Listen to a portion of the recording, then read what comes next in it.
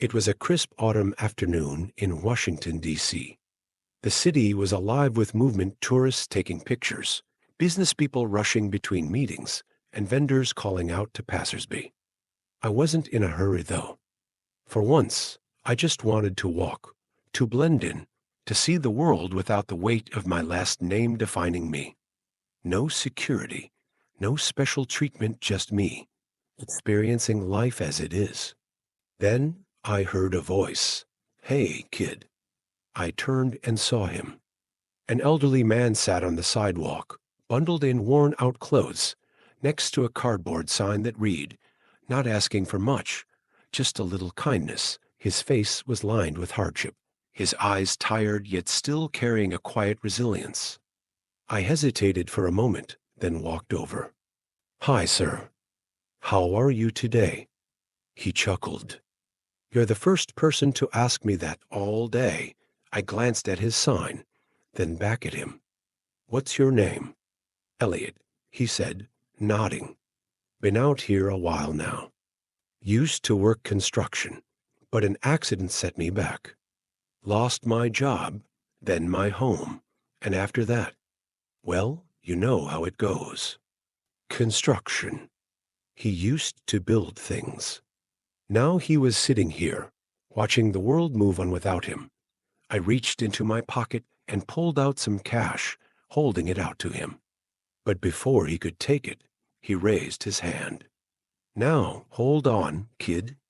I appreciate the gesture, but let me ask you something. Why are you helping me?"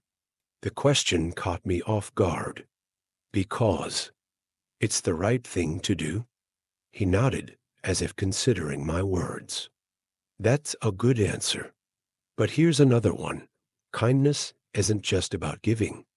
It's about understanding." I frowned slightly. "What do you mean?" He gestured toward the people walking past us, barely sparing him a glance. Most of them either ignore me or toss a couple of dollars my way, thinking that fixes everything. But what really changes a person's life isn't money, it's opportunity.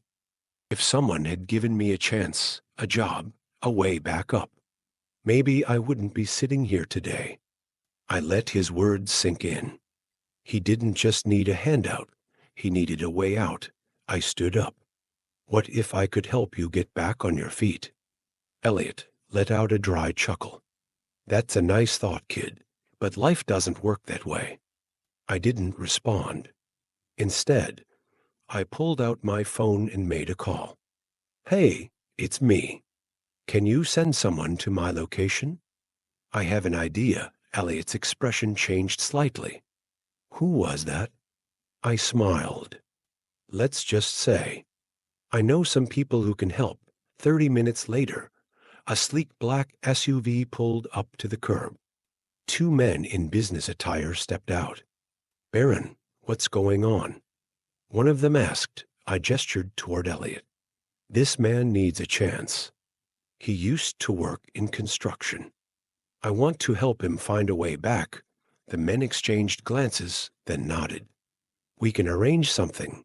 Elliot looked at me, eyes filled with disbelief. "You're serious?" I nodded. "But only if you're willing to try." For a moment, he was silent. Then, slowly, he extended his hand. "All right, kid. Let's see what happens." I shook his hand firmly. "Good. Let's make this right." Days turned into weeks. I kept following up on Elliot's progress. Through a workforce reintegration program, he landed a construction job at a company willing to take a chance on him. 3 months later, I walked into a newly built community center designed to help homeless individuals get back on their feet. And there he was, Elliot, now clean-shaven, dressed in a work uniform, teaching others how to build something from nothing. He turned, spotted me, and grinned. "Well, well, look who it is." I smiled. "How's life treating you?" He clapped a hand on my shoulder. "Better than ever." You were right, it wasn't about the money. It was about the opportunity. I looked around at the workers, all listening to him attentively. And now, you're helping others find their way back, Elliot nodded. That's how it works, kid. You helped me. Now I help them. That's the real way to change the world. As I walked out of the center, I took a deep breath. One small act of kindness had started something bigger than I could have imagined. I realized something important that day: real leadership isn't about making decisions. It's about making a difference. One small gesture had created a ripple effect. And as I left, I knew this was just the beginning, and this brings us to the end of the story. Thank you for watching till the end. If you enjoyed this story, don't hesitate to like the video, share it with your friends, and subscribe to our channel for more inspiring tales. See you next time.